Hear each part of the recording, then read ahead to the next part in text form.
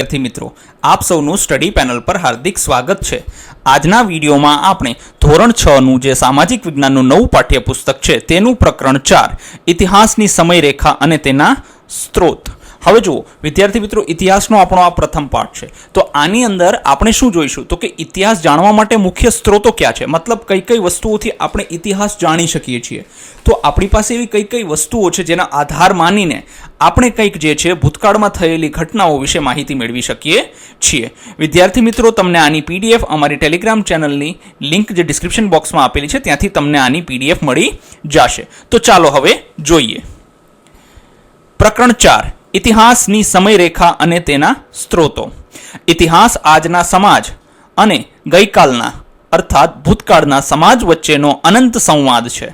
આપણે ભૂતકાળના પ્રકાશમાં જ વર્તમાન સમાજને સંપૂર્ણ રીતે સમજી શકીએ છીએ। E.H. કાર હવે જુઓ, એક ઇતિહાસકાર થઈ ગયા છે। એ ઇતિહાસકારે શું કીધું છે કે ઇતિહાસ જે છે એ આજના સમાજ અને ભૂતકાળનો સમાજ મતલબ આજની પહેલાનો સમાજ એ બંને વચ્ચે શું છે તો કે એ બંને વચ્ચેનો વાર્તાલાપ છે, અને એ પણ કેવો અનંત વાર્તાલાપ છે। મતલબ આપણે જ્યારે કોઈ પણ ઘટનાને એના ભૂતકાળના સ્વરૂપમાં જોઈશું તો આપણને અંદાજો આવી શકે કે ભવિષ્યમાં કઈ કઈ વસ્તુઓ જે છે તે થઈ શકે છે, એનું આપણે અનુમાન જ લગાડી શકીએ છીએ।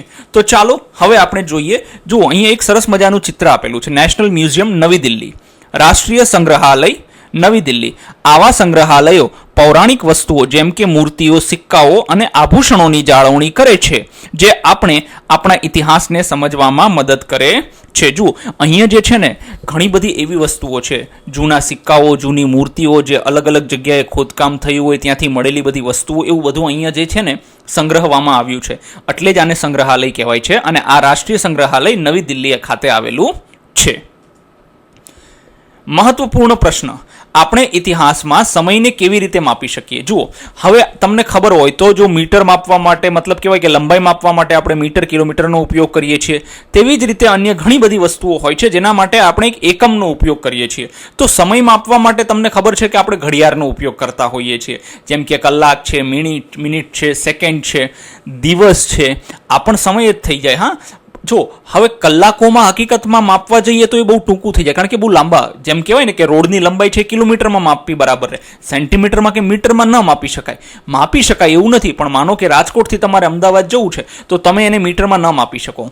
માપી શકાય પણ એ બહુ મોટો આંકડો થઈ જાય, બહુ મોટો આંકડો થઈ જાય તો એને સમજવો અને વાંચવો અઘરો પડી જાય। તો એના માટે શું કરીએ છીએ કે આપણે એક મોટો ગાળો લઈએ છીએ। તો અહીંયા જોઈએ તો કે ઇતિહાસમાં સમયની ગણતરી અને માપન કરવા માટે ચોક્કસ એકમો અને પદ્ધતિઓનો ઉપયોગ કરવામાં આવે છે। કઈ કઈ છે તો કે સૌથી પહેલા તો છે ગ્રેગોરિયન કેલેન્ડર, જેને સામાન્ય સંવત કહેવાય છે। જુઓ, આને સનવત નથી, સંવત કહેવાય, છે સંવત। જુઓ, વૈશ્વિક સ્તરે માપવા માટે ઈસુ ખ્રિસ્તના જન્મના વર્ષને આધાર માનવામાં આવે છે। જો કે ગ્રેગોરિયન કેલેન્ડર એટલે શું હું તમને કહીશ એટલે તમને ખબર પડી જશે। જાન્યુઆરી, ફેબ્રુઆરી, માર્ચ, એપ્રિલ આ બધા જે મહિનાઓ છે એ ગ્રેગોરિયન કેલેન્ડર મુજબ આવે છે। આને સામાન્ય સંવત કહીએ છીએ। સામાન્ય સંવત એટલે કે સામાન્ય રીતે વિશ્વમાં દરેક વ્યક્તિ આને ફોલો કરતું હોય છે। અને આ ક્યારથી શરૂઆત થઈ હતી તો કે આની શરૂઆત છે તે ઈસુ ખ્રિસ્તના જન્મના વર્ષને આધાર માનીને એ પછીના વર્ષો ગણવામાં આવે છે। અર્થાત આજે આ વર્ષ 2026 કે 2027 હશે તો આજથી 2026 કે 2027 વર્ષ પહેલા કોનો જન્મ થયો હતો તો કે ઈસુ ખ્રિસ્તનો જન્મ થયો હતો। પછી CE કોમન એરા એટલે સામાન્ય સંવત। હવે જુઓ, ઈસુ ખ્રિસ્તના જન્મના પછીનો જે સમયગાળો છે ને એને શું કહેવાય છે? CE કહેવાય છે। જો કે અત્યારે 2026 છે, 2027 છે, 2028 આ જે વર્ષો આવનારા છે એમાં તમે જોશો તો એ CE કહેવાશે। શું કહેવાશે? CE। CE નો અર્થ થશે કોમન એરા। હવે જુઓ, અહીંયા જાણવા જેવી વસ્તુ એ છે, પહેલા આ વસ્તુને AD તરીકે ઓળખવામાં આવતું। શું?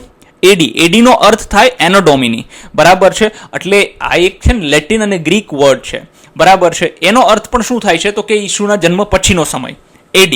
પણ હવે આ કોઈ વસ્તુનો ઉપયોગ નથી થતો। હવે આપણે શેનો ઉપયોગ કરીએ છીએ? CE સામાન્ય સંવતનો ઉપયોગ કરીએ છીએ। જ્યારે અમે ભણતા ને ત્યારે ઈસવીસન કહેવાતું, ઈસવીસન પૂર્વે, પણ હવે એ વસ્તુ ફરી ગઈ છે। શું કીધું છે? આને સામાન્ય સંવત કહેવાય છે। પછી તો કે BCE છે।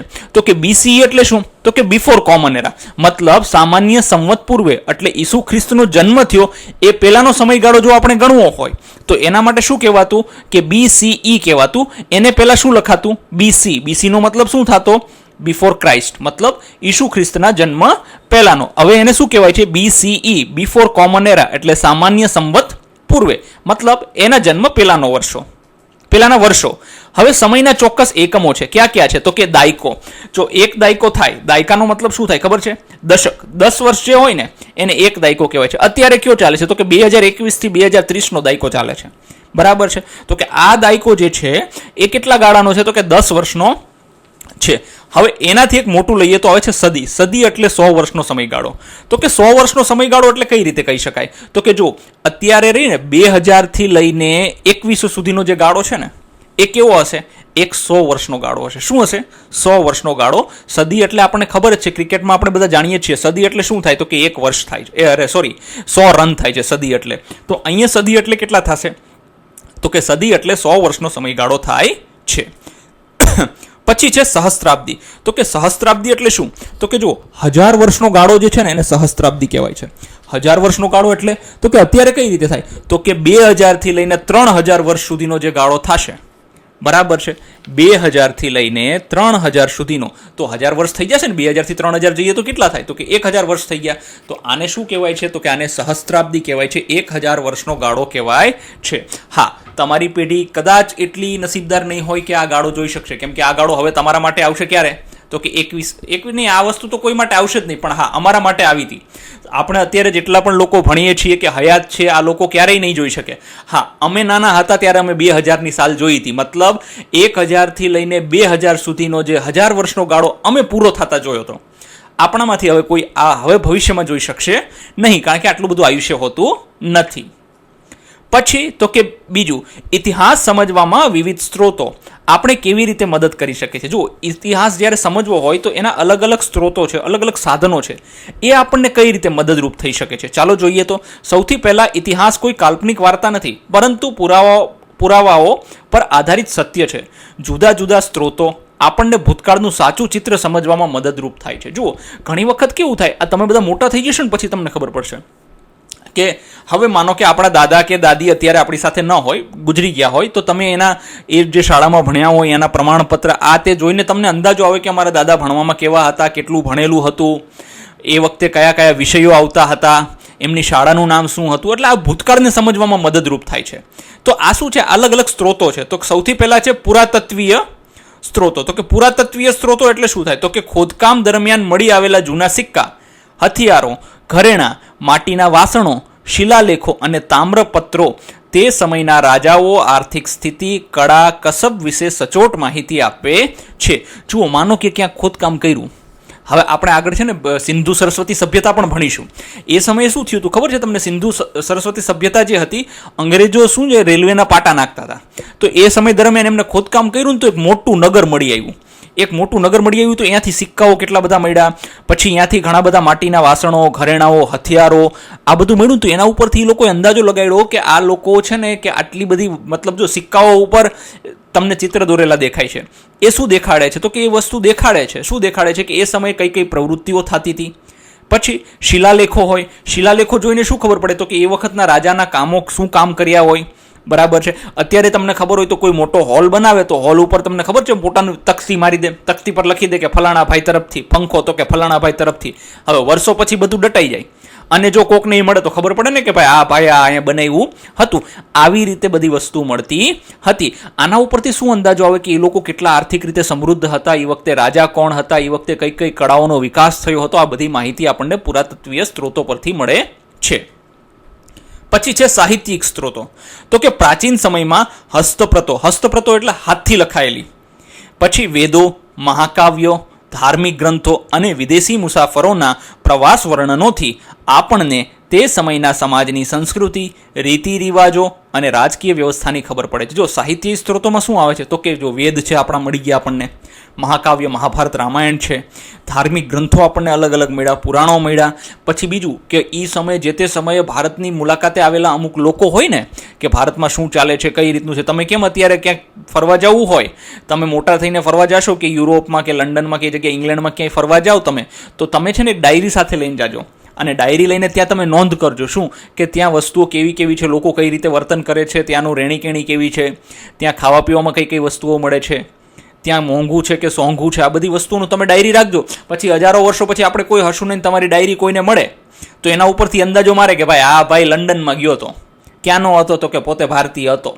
ક્યાંનો હતો, તો કે ગુજરાતનો હતો. પછી આવી માહિતીઓ જે છે ને આપણને ક્યાંથી મળે છે? વિદેશી મુસાફર કહેવાય તો એના પ્રવાસ વર્ણનોથી, મતલબ એ પ્રવાસના અલગ અલગ વર્ણન કરે એના ઉપરથી મળે. તો કે આનાથી શું જાણકારી મળે?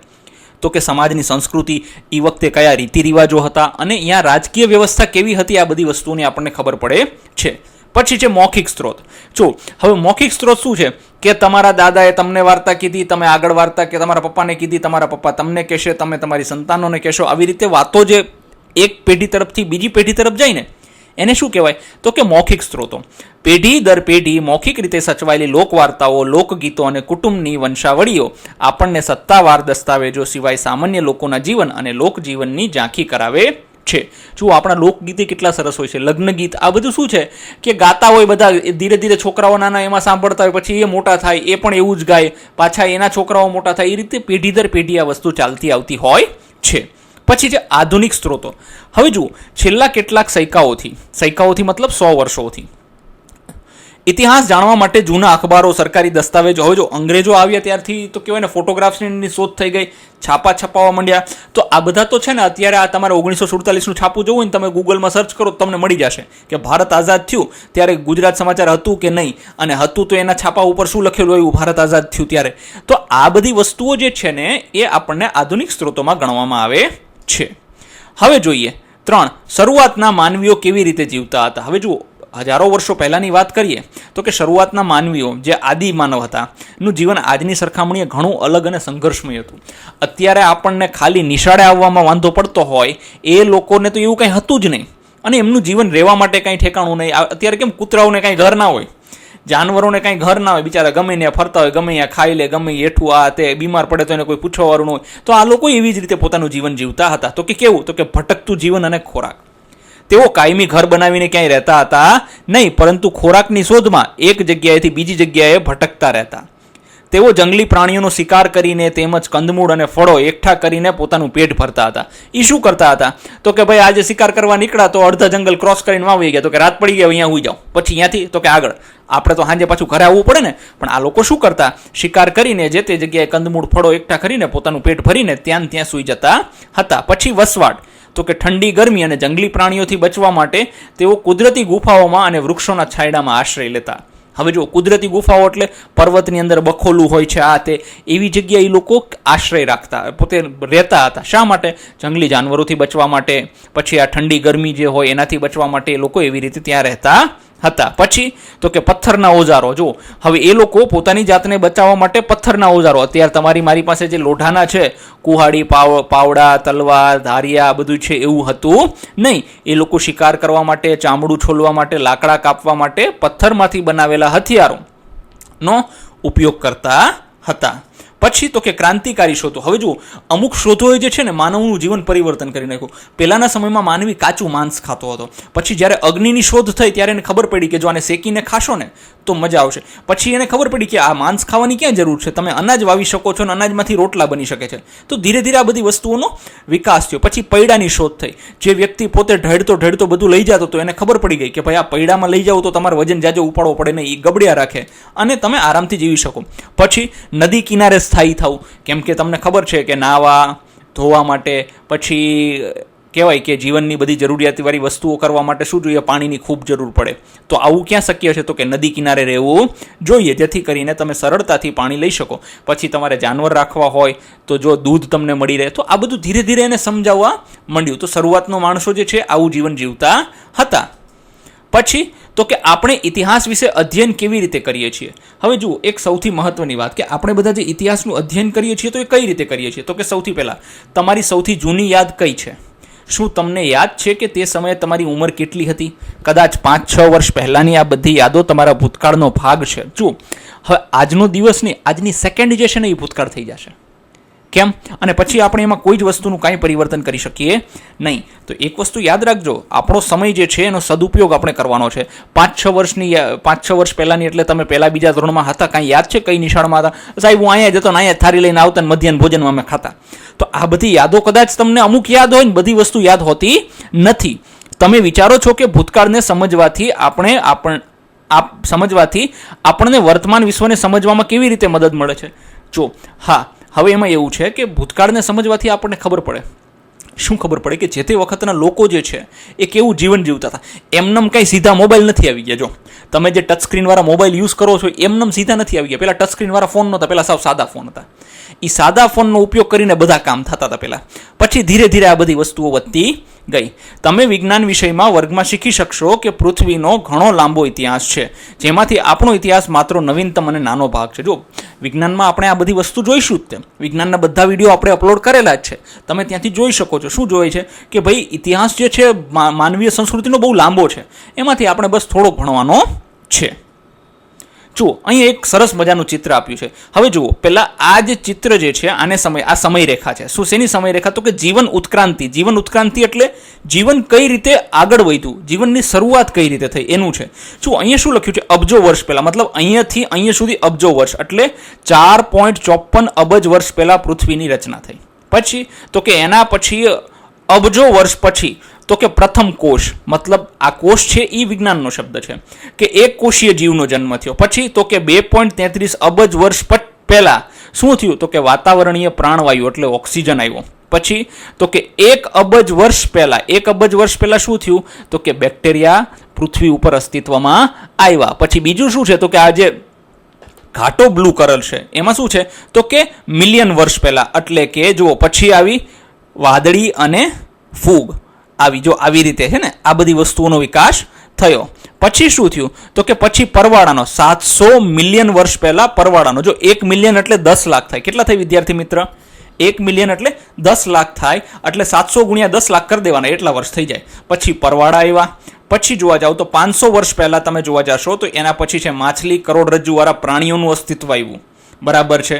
જુઓ, હજી તો આપણે પાણીની અંદરના જીવો છે, પાણીની બહાર તો જીવો જ આવ્યા નથી. પછી જંતુઓ અને ઉભયજીવીઓ એટલે એવા પ્રાણીઓ કે જે જમીનમાં પણ રહે છે અને જમીનની બહાર પણ, મતલબ જમીનમાં શું, જમીન ઉપર પણ રહે છે અને પાણીમાં પણ રહે છે. બંને જગ્યાએ જેઓ રહેતા હોય એને ઉભયજીવી કહેવાય છે. પછી શાર્ક આવી. પછી 300 કહેવાય ને કે 300 મિલિયન વર્ષ પહેલા કોણ આવ્યો? તો કે સરીસૃપો, ડાયનાસોર.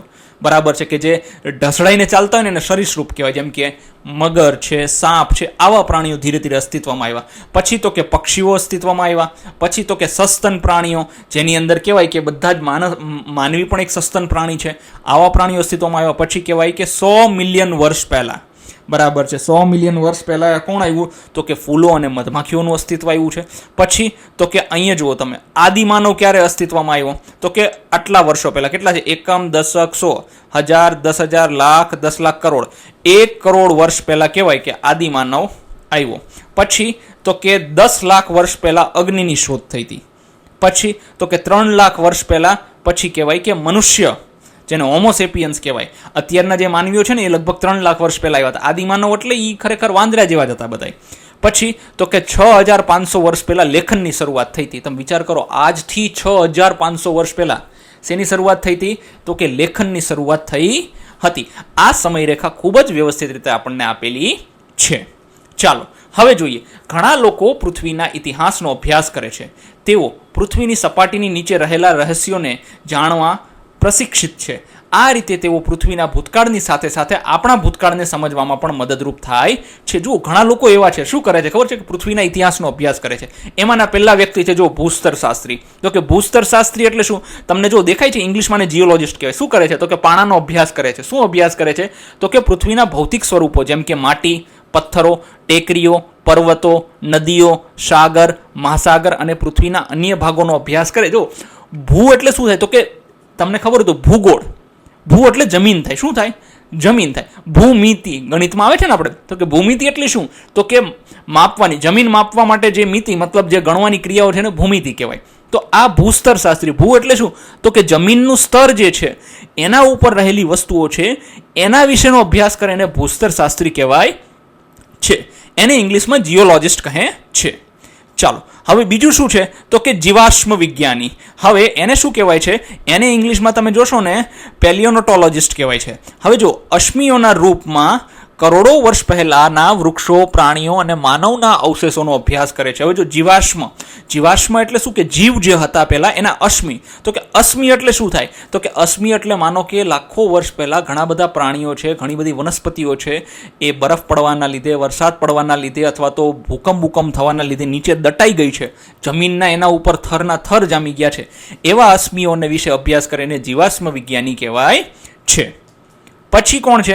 તો કે નૃવંશ શાસ્ત્રી એટલે એન્થ્રોપોલોજિસ્ટ. હવે તો કે માનવ સમાજ અને સંસ્કૃતિઓના સૌથી પ્રાચીન કાળથી અત્યાર સુધીનો અભ્યાસ કરે છે. જુઓ, આ બેન દેખાય છે તમને, આ નૃવંશ શાસ્ત્રી છે. તો કે આ શું કરશે? તો કે અલગ અલગ જગ્યાઓએ જઈને, તમને ખબર હોય તો આપણું જે લક્ષદ્વીપ છે ત્યાં અત્યારે પણ એવો આદિવાસી સમૂહ રહે છે કે જે આખી દુનિયાથી કહેવાય ને કે કપાયેલો છે, અલાયદો છે, અલગ છે. શા માટે? એમને નવી દુનિયામાં આવવાની ઈચ્છા છે અને એ પોતાની દુનિયામાં બહુ જ ખુશ છે અને બહુ આનંદથી રહે છે. તો આનો અભ્યાસ કરનારાને શું કહેવાય છે? નૃવંશ શાસ્ત્રી કહેવાય છે.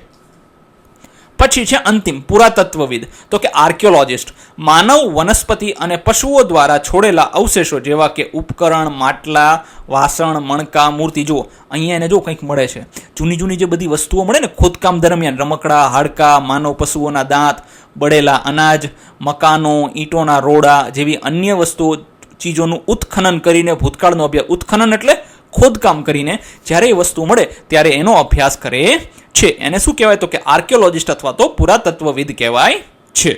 પછી હવે જોઈએ ઇતિહાસમાં સમય ગણના કેવી રીતે કરવામાં આવે છે, મતલબ સમયને કઈ રીતે ગણી શકાય.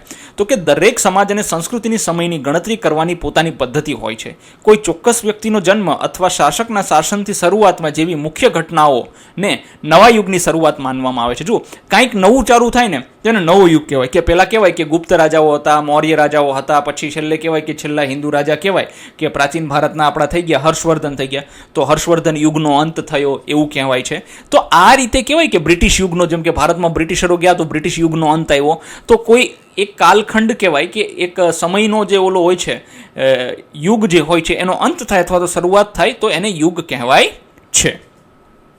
હવે શું કીધું છે? Gregorian calendar. જો વિશ્વભરમાં વપરાતું કેલેન્ડર છે, તેમાં 12 મહિના છે, જેમાં 365 દિવસ હોય છે અને દર 4 વર્ષે લીપ યર્સ આવે છે.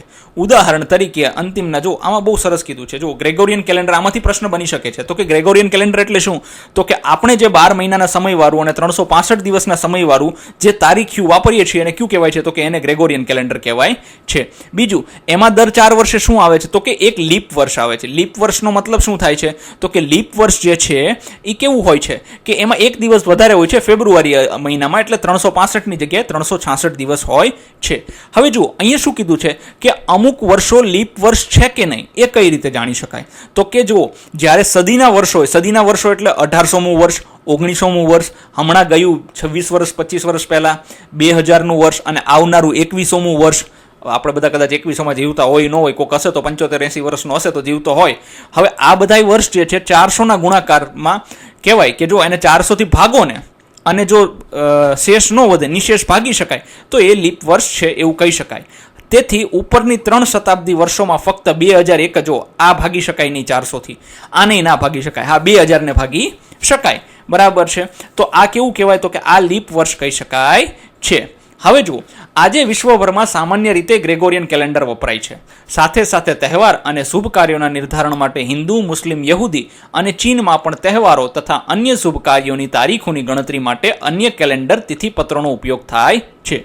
જુઓ, સામાન્ય રીતે વિશ્વમાં બધા આ જ વાપરે છે, જાન્યુઆરી ફેબ્રુઆરી વાળું વાપરે છે, બરાબર છે. પણ તેના સિવાય આપણા માટે, જેમ કે દિવાળી આપણે અલગ દિવસે ઉજવીએ છીએ, દર વર્ષે તમે જોજો તારીખ સરખી નથી આવતી દિવાળીની, પછી જન્માષ્ટમીની તારીખ સરખી નથી આવતી, ગણેશ ચતુર્થીની તારીખ સરખી નથી આવતી, હોળીની તારીખ સરખી નથી આવતી. આ બધી વસ્તુઓ જે છે ને એ કેવી છે? તો કે એ બધી વસ્તુઓ પોતપોતાના તહેવાર, પોતપોતાના હિન્દુઓનું અલગ કેલેન્ડર છે, મુસ્લિમોનું અલગ કેલેન્ડર છે, યહૂદીઓનું અલગ કેલેન્ડર છે, ચીનમાં પણ આવી રીતે પોતપોતાના અલગ અલગ કેલેન્ડર બધાએ બનાવેલા છે. પશ્ચિમમાં કેલેન્ડરની શરૂઆત સામાન્ય રીતે ઈસુ ખ્રિસ્તના જન્મના વર્ષથી થઈ હતી. પશ્ચિમ એટલે જે યુરોપ, અમેરિકા દેશો છે એ બધા પશ્ચિમી દેશો કહેવાય. ભારત, રશિયા આ બધા છે, ચીન આ બધા પૂર્વી દેશો કહેવાય છે. તો પશ્ચિમ દેશોમાં ઈસુ ખ્રિસ્તનો જન્મ થયો ને ત્યારથી કેલેન્ડરની શરૂઆત થઈ હતી. હવે આ બિંદુથી કરવામાં આવે, અંગ્રેજીમાં તેને એડી કહેવામાં આવે. એડીન લેટિન ભાષાનું સંક્ષિપ્ત રૂપ છે. લેટિન એટલે શું છે? ઈસુ ખ્રિસ્તના જન્મ પછીના વર્ષોને સૂચવે છે, જેને એનો ડોમિની કહેવાય છે. આપણે આગળ જોયું, પણ હવે આનો ઉપયોગ થતો નથી. તો કે હવે શેનો ઉપયોગ થાય છે? તો કે સામાન્ય સંવત, મતલબ કોમન એરા કહેવાય છે, અથવા તો અંગ્રેજીમાં એને CE કહેવામાં આવે છે. હવે જુઓ, તમારો જન્મ થયો ક્યારે? તો કે આપણે માનો 2016-17માં કદાચ જન્મ થયો, 2016માં તો નહીં થયો, 13-14માં થયો હશે, બરાબર છે. હવે તમારો 14માં કે 15માં જન્મ થયો હોય તો તમારે શું લખવાનું થાય ખબર છે? 2015 CE, મતલબ કોમન એરા એવું કહેવાય છે. જો અહીં ઉદાહરણ પણ આપ્યું છે. ઉદાહરણ તરીકે, ભારત 1947માં સ્વતંત્ર થયું, તેને 1947 AD, ક્યારેક AD 1947 અથવા 1947 CE તરીકે પણ લખવામાં આવે. જો પહેલા આવી રીતે લખવામાં આવતું, 1947 AD. એડીને આગળ લખી નાખો તો એ કાંઈ ફેર ન પડતો, પણ હવે કેવું લખાય છે? તો કે 1947 CE તરીકે ઓળખવામાં આવે છે. એ જ રીતે ઈસુ ખ્રિસ્તના જન્મની પરંપરાગત તારીખ પહેલાના વર્ષોને વિપરીત. હવે જો આ તો થઈ ગયું, જો માનો કે અહીંયા ઈસુ ખ્રિસ્તનો જન્મ થયો તો આ બાજુ ગયા તો CE આવ્યું. હવે આમ પાછળ જવું હોય તો પાછળ જવું હોય તો એના માટે કયો શબ્દ છે? તો કે એના માટે છે BCE, મતલબ સામાન્ય સંવત પૂર્વે દર્શાવવામાં આવે છે. જેમ કે એના ઈસુના જન્મના 560 વર્ષ પહેલા આપણે વિચાર કરવો હોય તો શું કહેવાય? તો કે 560 વર્ષ પહેલા ભગવાન ગૌતમ બુદ્ધનો જન્મ થયો હતો. તો શું લખીશું આપણે? 560 BCE. આને આગળ વિસ્તૃતથી આપણે પ્રકરણ 7માં જોઈશું. અત્યારે ખાલી આપણે સામાન્ય સમજી લઈએ કે CE એટલે શું છે? તો કે ઈસુ ખ્રિસ્તના જન્મ પછીના વર્ષો. BCE એટલે શું છે? તો કે ઈસુ ખ્રિસ્તના જન્મના પહેલાના વર્ષો કહેવાય છે. હવે જુઓ, આ શૈલ ચિત્ર છે પ્રથમ પુરાવાના. હવે જો આ આપણને સંખ્યા રેખા આપી છે. શું આપી? મુખ્ય ઘટનાઓ. તો કે જો અહીંયા શું છે? તો કે 3 લાખ સામાન્ય સંવત પૂર્વ. હવે જો ઈસુ ખ્રિસ્તનો જન્મ તો હજી આવ્યો જ નથી ક્યાંય, બરાબર છે. પછી તો કે આ ડાબી બાજુ જાય છે. જો 2 કેલેન્ડર આપ્યા, 2 આપણે તારીખો આપ્યા. જો એક આ બાજુ જાય છે અને એક આ બાજુ જાય છે. આ રીતે 2 અલગ અલગ આપણને આપ્યા છે. પેલા જોઈએ તો કે સૌ પ્રથમ જે છે 40,000 સામાન્ય સંવત પૂર્વે. તો કે શું હતું? તો કે શૈલ ચિત્ર. શૈલ એટલે ભીતિ ચિત્ર, દિવાલ ઉપર ચિત્ર બનાવી. પછી અહીંયા હિમયુગ હતો અને 14,000 સામાન્ય વર્ષ પૂર્વ. પછી હજી આગળ જઈએ, જો આ બાજુ ધીરે ધીરે આવતા જઈએ ને, આ આપણું આજની તારીખ છે. પછી તો કે 12,000 વર્ષ સામાન્ય સંવત પૂર્વે શું હતા? તો કે અંતિમ હિમયુગનો અંત, મતલબ અલગ અલગ હિમયુગ આવ્યા હતા. એ સમય દરમિયાન પૃથ્વી કહેવાય કે આખી બરફથી ઢંકાયેલી હતી. પછી તો કે 10,000 સામાન્ય સંવત પૂર્વે. પછી તો કે 8,000 સામાન્ય સંવત પૂર્વે. તો કે પ્રથમ કાયમી વસાહતો અને ખેતીની શરૂઆત ક્યારે થઈ હતી? તો કે 8,000 વર્ષ ઈસુના જન્મ પહેલા, એટલે આથી 10,000 વર્ષ પહેલા થઈ ગયા. પછી તો કે અહીંયા શું છે? તો કે ભારતીય ઉપખંડમાં તો કે 6,000 વર્ષ પૂર્વે શું થયું? તો કે ભારતની અંદર માટીકામ બનાવવાની ટેકનોલોજીનો ઉદ્ભવ થઈ ગયો હતો. પછી અહીંયા જોવા જઈએ ને તો 4,000થી લઈને 6,000 સુધીમાં તો કે વચ્ચેના જે વર્ષો છે અહીંયા સુધી જોવા મળ્યું હતું. તો કે અહીંયા તમે જોશો ને તો અહીંયા તમને જોવા મળ્યું હતું મેસોપોટેમિયાના વિશ્વના પ્રથમ શહેરો આવ્યા હતા. મેસોપોટેમિયા છે ને ઇજિપ્તની એક સંસ્કૃતિ છે.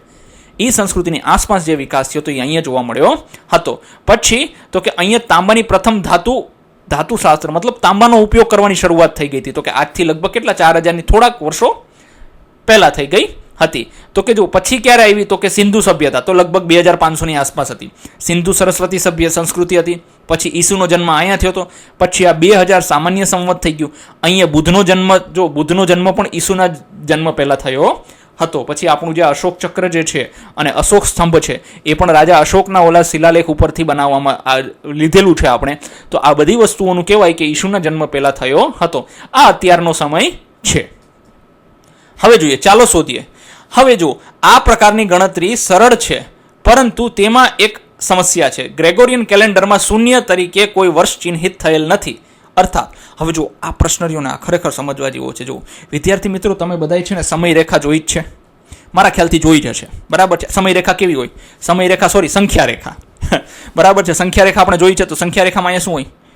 આ બાજુ 0 હોય, આ બાજુ 1 હોય, આ બાજુ 2 હોય. હા, છઠ્ઠા ધોરણમાં તમારું છેલ્લું પ્રકરણ છે ને 0થી ઊંધી દિશામાં, તો એમાં આવશે. જો આ બાજુ -1 થઈ જશે, આ બાજુ -2, આ બાજુ -3, આવી રીતે છે. તો કે આ સમય આ કયો છે? તો કે આ BCE છે. શું છે આ? શું છે? CE છે. શું છે? CE છે. હવે જુઓ, આપણને ખબર છે 0 છે. હવે અંગ્રેજો રહ્યા ને એટલા બુદ્ધિશાળી હતા નહીં, એમને ખબર પડતી નહીં કે શૂન્ય જેવી વસ્તુ આવે. શૂન્યની ખોજ તો ભારતમાં થઈ હતી, બરાબર છે. ને કોણે કરી હતી? તો કે શૂન્યની શોધ જે છે એ આપણે કહેવાય કે ભાઈ આર્યભટ્ટે કરી હતી, અને એ લગભગ 5મી શતાબ્દીની આસપાસ કરી હતી. તો હવે જો આ સમયગાળો શું કર્યું તમે જુઓ, વર્ષ 1 સામાન્ય સંવત, જો આ વર્ષ 1 સામાન્ય સંવત પૂર્વે, બરાબર છે. પછી તરત જમણી બાજુ શું આવે છે? સામાન્ય સંવત. જો આ છે સામાન્ય સંવત, દેખાય છે? હવે જો અહીંયા આ 0 નથી આમની પાસે. શું નથી? આ નથી. સીધું અહીંથી અહીંયા જ આવી જાય. જોયું? બરાબર છે. તો હવે આપણને કેવા શું માગે છે? તો કે જો 2 સામાન્ય સંવત પૂર્વે, મતલબ આ 2 થઈ ગયું અને આ સામાન્ય સંવત પૂર્વે, તો કે કેટલા વર્ષ થયા? તો કે આ 1 વર્ષ, આ 2 વર્ષ અને આ 3 વર્ષ, એટલે ભાઈ 4 વર્ષ થાય. પણ હવે કોણ સમજાવે અમને? બરાબર છે. એટલે શૂન્ય વર્ષ કહેવાય ને કે શૂન્ય વર્ષની શું છે? ગેરહાજરી છે. તો આથી લઈને અહીંયા સુધી જવું હોય તો હકીકતમાં 4 આવવા જોઈએ. કેટલા? 4 વર્ષ થવા જોઈએ. પણ અહીંયા કેટલા છે? 3 વર્ષનું જ અંતર થાય છે. આ એક ખામી રહી ગઈ છે ઈ લોકોથી. શું કે ઈ લોકો પાસે શૂન્ય વર્ષ ક્યાંય હતું નહીં. એમને શેની શરૂઆત કરી? તો કે સીધું એકડે એકથી જ ગણતરી ચાલુ કરી. તો આ વસ્તુનો એક અભાવ એમાં રહી ગયો છે. હવે જોઈએ આપણે આગળ આનો સમજવાનો પ્રયત્ન કરીશું, એટલે વધારે સરળતાથી સમજમાં આવશે. શું છે? તો કે કોઈ પણ સામાન્ય સંવત પૂર્વે અને સામાન્ય સંવતના વર્ષોની વચ્ચેની ગણતરી. હવે જો તમારે ઈસુ ખ્રિસ્તનો જન્મ છે, ઈસુ ખ્રિસ્તનો નહીં, ભગવાન બુદ્ધનો જન્મ છે અને ભારત આઝાદ થયું, આ બેની સરખામણી કરવી હોય તો કઈ રીતે કરવાનું? તો કે 2 + 2 - 1. જો આપણને 2 કીધા હતા ને, તો કે 2 સામાન્ય સંવત પૂર્વે અને 2 સામાન્ય સંવત બરાબર છે. 2 સામાન્ય સંવત પૂર્વે વત્તા 2 સામાન્ય, તો એમાં છેલ્લે 1 બાદ કરી દો એટલે 3 વર્ષ થશે. જો હવે અહીંયા આપણે એક ઉદાહરણ આપ્યું, જેમ કે ગૌતમ બુદ્ધના પ્રશ્ન વિશે વિચારીએ તો ધારો કે 2024 ના વર્ષમાં ગૌતમ બુદ્ધ કેટલા વર્ષ પહેલા થઈ ગયા? તો કેમ ખબર પડે? તો કે ગૌતમ બુદ્ધનો જન્મ ક્યારે થયો? તો કે 560 સામાન્ય સંવત પૂર્વે. કઈ વર્ષ ચાલુ છે? તો કે અત્યારે ભલે આપણે અલગ વર્ષ ચાલુ હોય, પણ આ 2024 આપણને ઉદાહરણ આપ્યું, તો કે 2024 આ બેનો સરવાળો કર્યો. હાલો પછી, તો કે પછી -1 કરી નાખો એમાંથી. કેમ કે શૂન્ય આમાં છે નહીં. શૂન્ય એક સંખ્યા જ છે ને, ભલે આપણે એક સંખ્યા તો છે જ ને, એટલે -1 કરી નાખ્યા. તો જવાબ શું આવ્યો? તો કે 2583 વર્ષ પહેલા એમનો જન્મ થયો હતો. કોનો? ભગવાન ગૌતમ. આજની તારીખમાં એમ કહી શકાય કે એટલા વર્ષ પહેલા એમનો જન્મ થયો હતો. ચાલો હવે છે સમયરેખા. જુઓ પાના નંબર 62 અને પાના નંબર 63 ની આકૃતિ પર આવી ઘટનાઓ ચિહ્નિત કરવા માટે સમયરેખા એક અનુકૂળ સાધન છે. કારણ કે કોઈ ચોક્કસ સમયગાળો આવરી લેતી તારીખોને ઘટનાક્રમો દર્શાવવા માટે માનવ સભ્યતાના પ્રારંભથી લઈને વર્તમાન સુધીની સફર દર્શાવે છે. સમયરેખા પર મુખ્ય ઐતિહાસિક ઘટનાઓ આકૃતિમાં બિંદુઓને બદલે એરોથી દર્શાવેલ છે. ધ્યાન રાખો કે સમયરેખા પર ટપકાવાળા ભાગને છોડી દેવાયેલો સમયગાળાને દર્શાવે છે, નહીંતર આ સમયગાળો લગભગ 3 મીટર સમયરેખા લગભગ 3 મીટર લાંબી થાત. જો જે જગ્યાનો આપણી પાસે ઇતિહાસ નથી, માહિતી નથી મળતી, અહીંયા ખાલી જગ્યા છોડી દીધી છે આપણે. બરાબર છે. તો સમયરેખા છે એના ઉપરથી આપણને અંદાજો આવી જાય છે બધી વસ્તુનો. જો આ સમયરેખા દેખાય છે તમને, કેવી સરસ છે. જો શું કીધું છે? તો કે આ ભૂતકાળ છે, તો કે આ ભાઈ ભગવાન બુદ્ધનો જન્મ છે, આ તો કે પછી ઈસુનો જન્મ છે, અહીંયા 0 તો નહીં 1 થઈ ગયું. પછી તો કે આ 2000 સામાન્ય સંવત છે, પછી આ ભવિષ્ય છે. બરાબર છે. અત્યારે 2000 મતલબ 2026 ચાલુ છે ને, તો અહીંયા આવશે. આ ભવિષ્ય છે, તો હજી આપણે જોયું છે નહીં. તો કે આવી રીતે સમયરેખાનો ઉપયોગ થાય છે. એક સમયરેખા ઐતિહાસિક ઘટનાઓ કયા ક્રમમાં બની છે તેને સમજવા પણ મદદ કરે છે. દાખલા તરીકે તારીખો જોયા વિના પણ તમે હવે કહી શકો છો કે ભગવાન ગૌતમ બુદ્ધ, હા જો હવે તમે જો આ તમે જોશો ને, હવે આ તારીખો નથી ખબર આપણને, પણ જો આ એની પહેલા છે તો આપણે ખબર પડી જાય ને ભાઈ ઈસુ ખ્રિસ્ત પહેલા ભગવાન બુદ્ધનો જન્મ થયો હતો. આપણે આને સરળતાથી સમજી શકીએ છીએ. પછી તો કે હવે જુઓ 1 વર્ષ અને 1 દાયકા ની સાથે સાથે આપણે ઘણીવાર લાંબા સમયગાળાને સમજવા માટે અન્ય શબ્દનો ઉપયોગ કરીએ છીએ. જુઓ સમયગાળો ગણવા માટે એક તો સદી, આપણે જો કે આગળ જ જોયું, તો કે સદી એટલે શું? તો કે 100 વર્ષનો ગાળો. હવે ઇતિહાસના સદીમાં સામાન્ય સંવત 1 થી લઈને 100 વર્ષ. જો પહેલા વર્ષ, જો અત્યારે 2026-27 ચાલુ છે, બરાબર છે. હવે તમે 2026 માનીને ચાલો તો ક્યારેક એવો સમય હશે ને કે પહેલું વર્ષ હશે, તો પહેલા વર્ષથી લઈને 100 વર્ષ સુધીનો ગાળો જે છે એને શું કહેવાય? તો કે પહેલી સદી કહેવાય. શું કહેવાય? પહેલી સદી. ઉદાહરણ તરીકે આપણે તો કે 2001 થી લઈને 2100 સુધીની, મતલબ 2001 થી લઈને 2100 સુધી જેટલા વર્ષો થશે તો એને કેટલામી સદી કહેવાય છે? તો કે 21મી સદી કહેવાય છે. પછી તો કે કહેવાય કે 2101 થી લઈને 2200 સુધી એ 22મી સદી આવશે. આ રીતે ગણી શકાય છે. પછી તો કે સામાન્ય સંવત પૂર્વેની ગણતરી કરવા માટે આપણે સામાન્ય સંવત પૂર્વેનો ઉપયોગ કરીને સમયરેખાની ડાબી તરફ જઈએ છીએ. ઉદાહરણ તરીકે 3જી સદી, 300 વર્ષ સામાન્ય પૂર્વે અને 201. હવે જુઓ આપણને શું કહે છે, જુઓ ધ્યાનથી સમજવાનો પ્રયત્ન કરજો. આપણે પેન લઈ લઈએ તો વધારે સરળતાથી સમજાઈ જશે. હા, આપણે પેનથી કરીએ ને તો વધારે જોઈશું. ચાલો હવે જુઓ આને સમજવાનો પ્રયત્ન કરીએ સમયરેખાની મદદથી. જો સમયરેખા શું કહે છે કે માનો કે અહીંયા ઈસુ ખ્રિસ્તનો જન્મ થયો હતો, ઈસુ ખ્રિસ્ત, બરાબર છે. તો શું કીધું છે આપણને? તો કે સામાન્ય સંવત પૂર્વેનો ઉપયોગ કરીને સમયરેખાની ડાબી તરફ જઈ. હવે જો જેમ આમ જો વિદ્યાર્થી મિત્રોને બહુ કન્ફ્યુઝન થશે, તો અહીંયા શું આવશે? તો કે અહીંયા પણ એક જ છે. આ ઊંધી દિશામાં 100 વર્ષ આવશે. શું આવશે? આ ઊંધી દિશામાં અહીંયા 200 વર્ષ આવશે.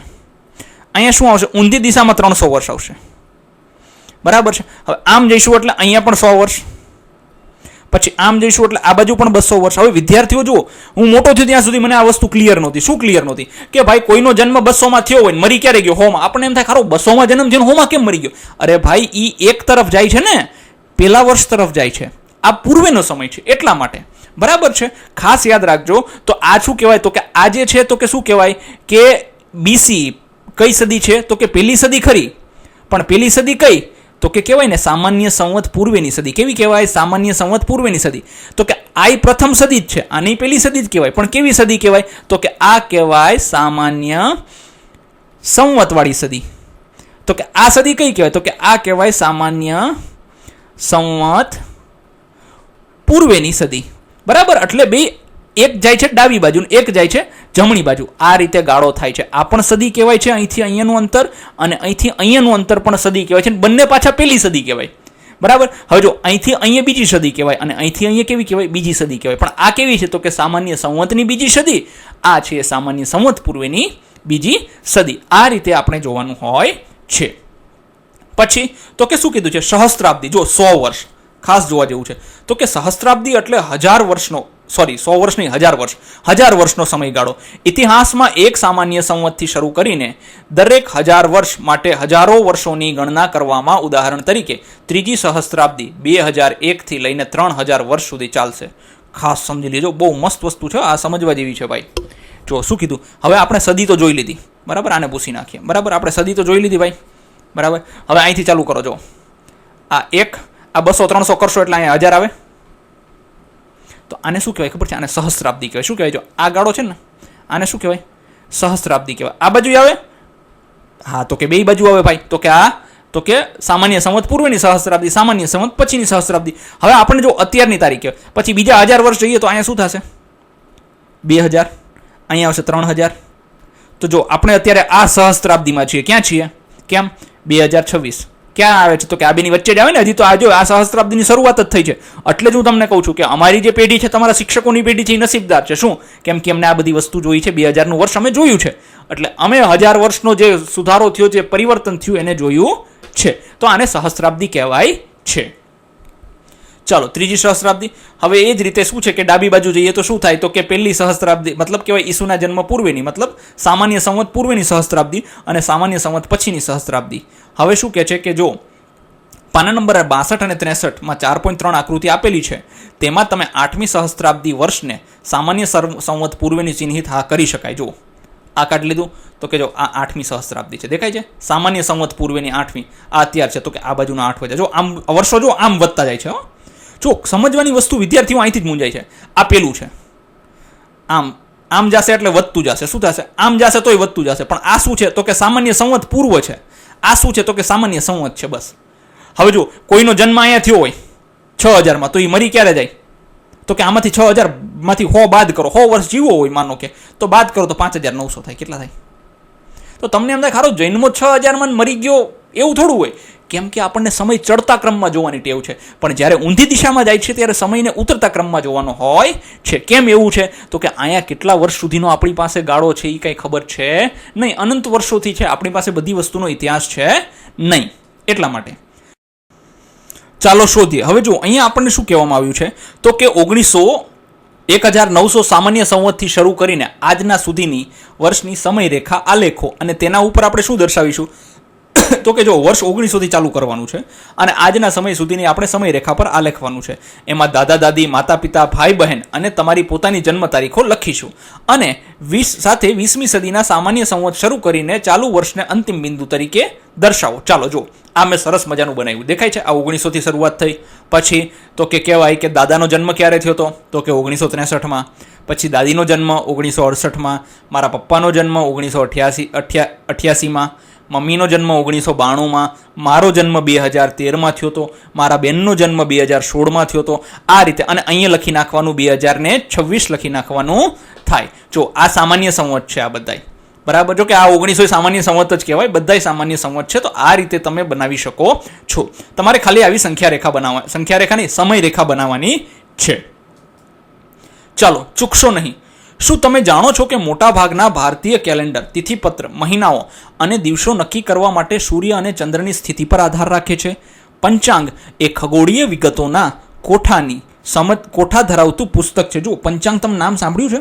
તમે જોજો તમારા દાદા દાદી ક્યારેક બેઠા બેઠા પંચાંગ કરીને એક ચોપડી આવે, એ પંચાંગમાં જોતા હોય કે કયું મુહૂર્ત સારું છે, કયું મુહૂર્ત ખરાબ છે, કયા દિવસો સારા છે, કયા નથી સારા. આ પંચાંગ હોય. પંચાંગ એટલે જેની અંદર 5 અંગો છે ને એને પંચાંગ કહેવાય છે. બરાબર છે. હવે જુઓ એમાં શું આપેલું હોય ખબર છે? તો કે પંચાંગ જે છે સૂર્ય અને ચંદ્ર બંને ઉપર આધારિત હોય છે. જેમ કે એકમ, બીજ, ત્રીજ, ચોથ, પાંચમ, છઠ, સાતમ, આઠમ, નવ, 10, 11, 12, 13, 14, પછી પૂનમ અથવા તો અમાસ આવે છે, પછી ફરથી ચાલુ થાય. જો પૂનમ આવી ગઈ હોય તો પછી ફરથી એકમથી ચાલુ થાય, પછી છેલ્લે 15મા દિવસે અમાસ આવે છે. તો આ રીતે જે છે આ બધી વસ્તુઓ કેમાં? તો કે પંચાંગમાં લખેલી હોય છે. બીજું શું કીધું છે કે આમાં સંકળાયેલા ખગોળશાસ્ત્રીય આંકડાઓની યાદી આપવામાં આવે છે. ઉદાહરણ તરીકે હવે પંચાંગમાં શું હોય તો કે સૂર્યગ્રહણ ક્યારે છે, ચંદ્રગ્રહણ ક્યારે છે. હવે જો એમાં એવું ન હોય કે અત્યાર સુધીના બધા વર્ષનું ન હોય, તમારે દર વર્ષે પંચાંગ લેવું પડે. અથવા તો તમને ગૂગલ ઉપર જો કે પંચાંગ અત્યારે આવતા ભવિષ્યના ઘણા વર્ષોના મળી જાય છે. બીજું, આપણું ભારતીય પંચાંગ અને ભારતીય કેલેન્ડર જે છે ને હકીકતમાં એ અંગ્રેજો કરતાં ઘણું જૂનું છે. મતલબ લગભગ 78-80 વર્ષ જૂનું છે આપણું ભારતીય તારીખ્યું જે છે ને એ. મતલબ આપણે એની પહેલા આ બધું જાણતા હતા, એ લોકો બધા પછી આવ્યા. બરાબર છે.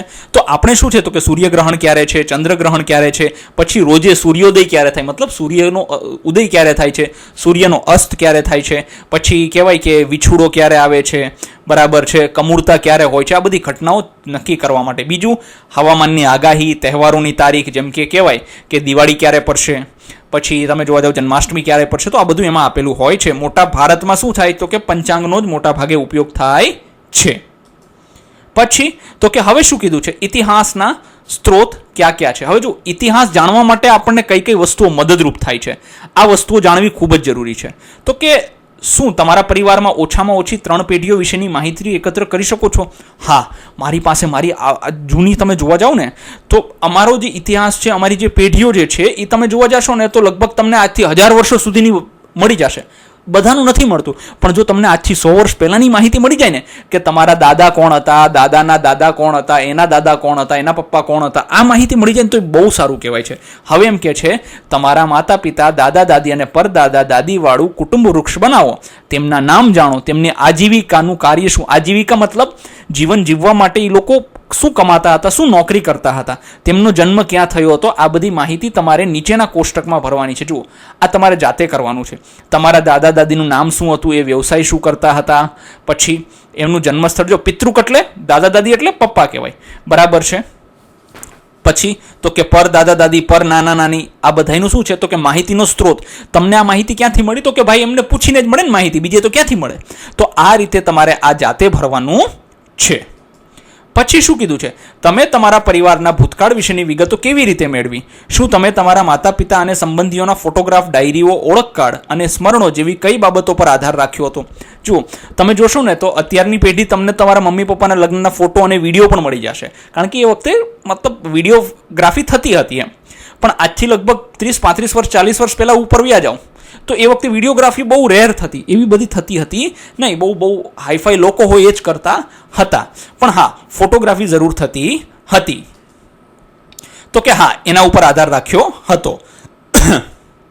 પછી ચાલો વિચારીએ, શું તમે ક્યારેય તમારા ઘરમાં કે તેની આસપાસ જૂના સિક્કા, પુસ્તકો, કપડાં, ઝવેરાત અને વાસણો જોયા છે? છું અમારી જ વાત કરું તમને, હું એક વસ્તુ કહું કે અમે જે જગ્યાએ રહેતા હતા ને આજથી લગભગ 10-12 વર્ષ પહેલાંની વાત છે, ત્યાં એક ઉંમરલાયક દાદા રહેતા હતા. એ દાદાનું મકાન છે ને પડી ગયું વરસાદમાં.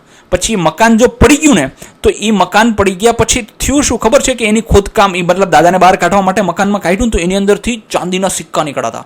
અને ક્યારના ખબર છે? આજથી મતલબ 100-200 વર્ષ પહેલાં જૂના જે રાજાના વપરાતા ને, જેને રાણી સિક્કા કહેવાય, રાજા સિક્કા, એવા સિક્કા નીકળ્યા હતા. તમે પણ તમારા ગામની આસપાસ જો તમને આવી કોઈ માહિતી મળી આવી હોય તો તમે તમારા શિક્ષક સાથે અને અન્ય વિદ્યાર્થીઓ સાથે આને શેર કરી શકો છો. દરેક વસ્તુ કે માળખું એક વાર્તા કહે છે. તે જિક્સો પઝલના ભાગ જેવી હોય છે. જે વસ્તુઓ તમે તમારા ઘરમાં જુઓ છો તે તમને તમારા પરિવારના ઇતિહાસ વિશે કંઈક કહે છે. તેવી જ રીતે આપણે ઐતિહાસિક ઘટનાઓ વિશે જુદા જુદા સ્ત્રોતોમાંથી માહિતી એકત્ર કરી શકીએ છીએ. એક વાત હંમેશા યાદ રાખવી કે ઇતિહાસની બાબતમાં પઝલની જેમ કેટલાક ભાગો ખૂટતા હોઈ શકે. જુઓ, ઝિગ્સો પઝલ જોયું છે તમે કે ઝિગ્સો પઝલમાં બધા આડાઅવળા આપી દીધા હોય, તમારે ગોઠવીને એક આકાર બનાવવાનો હોય, એને ઝિગ્સો પઝલ કહેવાય.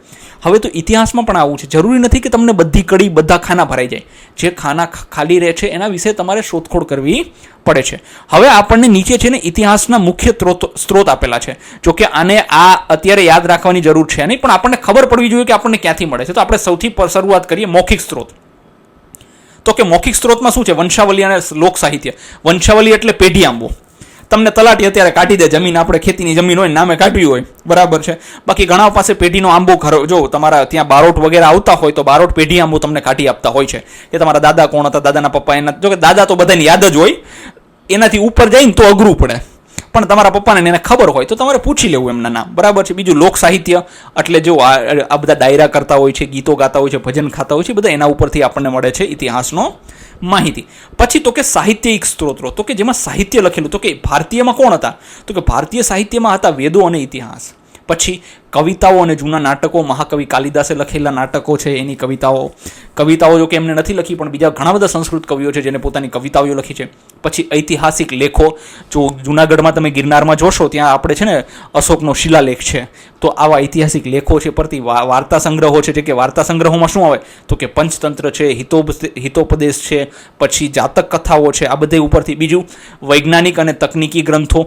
હવે જો આર્યભટ્ટના ગ્રંથો છે, પછી છે બ્રહ્મગુપ્તના ગ્રંથો છે, બ્રહ્મસ્ફુટ સિદ્ધાંત આપણે 6ઠ્ઠા ધોરણમાં આવશે. ગણિત જ્યારે આપણે ભણીશું ને ત્યારે ગણિતમાં આપણે કહેવાય ને કે ભાઈ જ્યારે અપૂર્ણાંકોના સરવાળા બાદબાકી છે ને ત્યારે હું તમને કહીશ કે જો આ ઇતિહાસની વસ્તુ છે, બરાબર છે. પછી વિદેશી વર્ણિત વિગત, તો કે કોઈ વ્યક્તિ વિદેશથી ભારત આવ્યો હોય તો એને પોતાના પ્રવાસ વિશે કાંઈ વર્ણનો લખ્યા હોય એની પુસ્તકો ઉપરથી આપણને અંદાજો મળે. પછી ઐતિહાસિક વૃત્તાંત. પછી ઇતિહાસના કોઈ વ્યક્તિઓ, માનો કે તમે એક મોટા થઈને એક ઇતિહાસકાર થઈ જાઓ ને તમે પુસ્તક લખો તો એ શું કહેવાય? તો કે ઐતિહાસિક વૃત્તાંત કહેવાય. પછી તો કે કલાત્મક સ્ત્રોતો.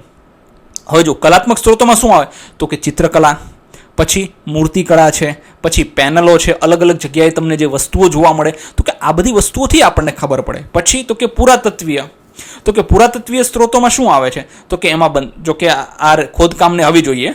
પુરાતત્વીય સ્ત્રોતોમાં શું આવે તો કે બંધારણો, સ્મારકો, ટેકરાઓ, કાંઈ કોઈ વસ્તુઓ જેમ કે સિંધુ સરસ્વતી સભ્યતા છે, બરાબર છે. પછી ખોદકામ કરવાથી તમને ઘણી વસ્તુ મળે, એ બધું પુરાતત્વીયમાં જ આવે, શિલાલેખોના બધું, બરાબર છે. તો કે એમાંથી શું મળે તો કે માનવ અને પ્રાણીના અવશેષો. તો આપણે જો એ વખતે જે પ્રાણીના અવશેષો જોઈએ ને તો એના ઉપરથી આપણને ખબર પડે. શું ખબર પડે કે એ વખતે કયા કયા પ્રાણીઓ હતા, બરાબર છે. ભાઈ ઘોડાનું મળે તો આપણને ખબર પડે કે હા એલા આજથી હજારો વર્ષ પહેલાં પણ ઘોડો તો હતો એમ. તો આ બધી વસ્તુઓ છે. પછી સાધનો, શસ્ત્રો, તો કે ત્યાં એ વખતના લોકો લડાઈ માટે કયા કયા હથિયારોનો ઉપયોગ કરતા હતા એ. પછી મૂર્તિઓ અને આભૂષણો તમે જોશો, બરાબર છે. પછી એ વખતે માનો કે ઘરેણા મળે તો આપણને ખબર પડે કે એ વખતે સોનું પહેરતા, ચાંદી પહેરતા, તાંબુ પહેરતા, કેવા ઘરેણા બનાવતા, ગળાના હતા, નાકના હતા, કાનના હતા.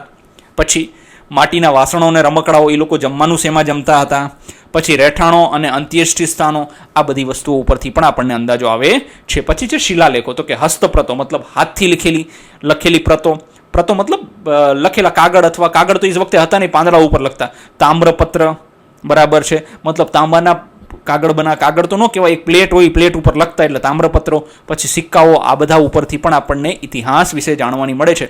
તો મુખ્યત્વે કહેવાય ને કે ઇતિહાસના સ્ત્રોતો ક્યાં છે તો કે મૌખિક સ્ત્રોતો છે, સાહિત્યિક સ્ત્રોતો છે, કલાત્મક સ્ત્રોતો છે અને પુરાતત્વીય સ્ત્રોતો. આ 4 મુખ્ય સ્ત્રોતો છે. જો આ પુરાતત્વીય સ્ત્રોતોની અંદર આ 3 આવી જાય છે, સાહિત્યિક સ્ત્રોતોની અંદર આ 2 આવી જાય છે, કલાત્મક સ્ત્રોતોમાં આ 3 આવે છે અને મૌખિક સ્ત્રોતોમાં આ 2 આવે છે. આને આપણે અત્યારે યાદ રાખવાની જરૂર છે નહીં, બસ આપણને જાણકારી હોવી જોઈએ કે ઇતિહાસવાળા બધી માહિતી કાઢે છે ક્યાંથી. એમને કેમ ખબર પડી કે આજથી 5000 વર્ષ પહેલાં આવું હતું? તો કે આવી રીતે આ બધી અલગ અલગ ખોદકામ કરીને એમને માહિતી મળે, એના ઉપરથી આવું બધું કરતા હોય છે. પછી તો કે ઇતિહાસકાર, એક વ્યક્તિ જે ભૂતકાળનો અભ્યાસ કરે છે એને શું કહેવાય? ઇતિહાસકાર કહેવાય છે. દરમિયાન તેમાંથી કેટલાકનો ઉપયોગ કરીશું. ઉદાહરણ તરીકે જ્યારે ઇતિહાસકાર 1500 વર્ષ પહેલાના રાજા કે રાણી, પ્રાચીન સ્મારકો, યુદ્ધ કે વેપારની વસ્તુઓ વિશે માહિતી એકત્રિત કરવા પ્રયત્ન કરે છે ત્યારે તેઓ ખૂબ કાળજીપૂર્વક જુદા જુદા સ્ત્રોતોમાંથી માહિતી એકત્ર કરે છે. ક્યારેક સ્ત્રોતોની પરસ્પર માહિતીની પુષ્ટિ કરે છે તો ક્યારેક વિરુદ્ધ માહિતી આપે છે. આવી પરિસ્થિતિમાં નક્કી કરવું પડે છે કે કયા સ્ત્રોતો પર વધુ. જુઓ, પહેલી વસ્તુ કે ઇતિહાસ 100% સાચો નથી હોતો. કેમ તો તમારી કોઈ વસ્તુને જોવાની સ્થિતિ અલગ હોઈ શકે. તમે ઘણા 6 લખેલો હોય તો 6 ને 9 વાંચે, અને ઘણા ઊંધી દિશામાં ઊભા હોય તો 9 વાંચશે.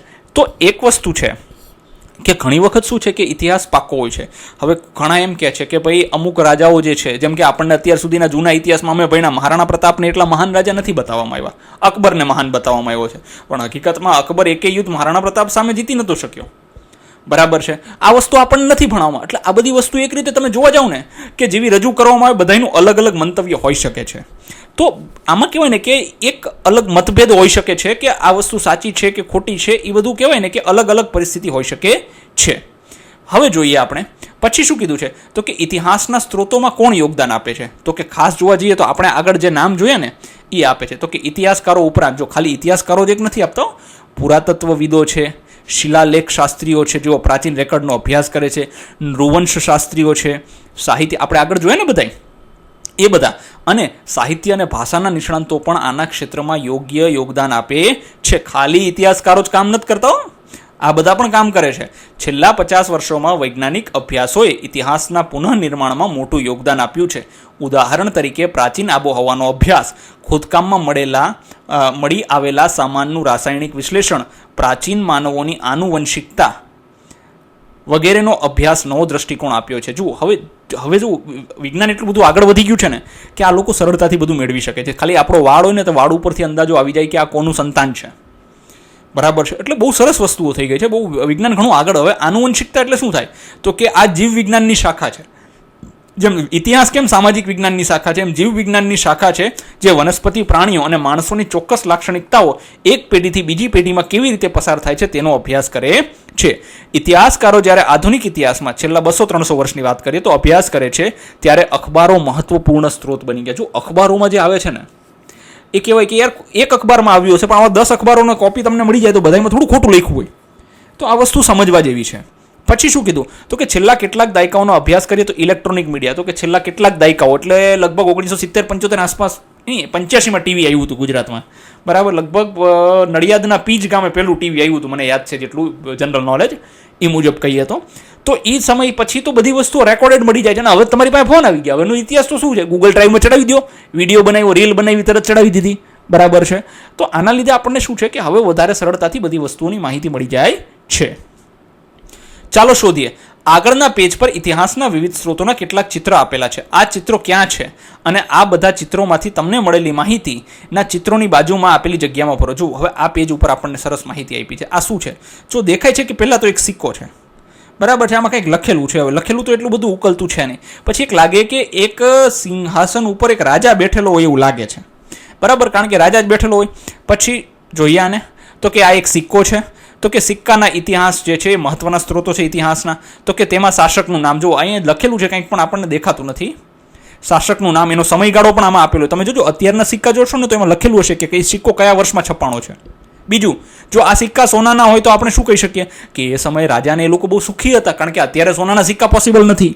તો એ સમયે એ લોકો જો સોનાના સિક્કા વાપરતા હોય તો એ બધા કેવા માનવામાં આવે, સુખી માનવામાં આવે છે.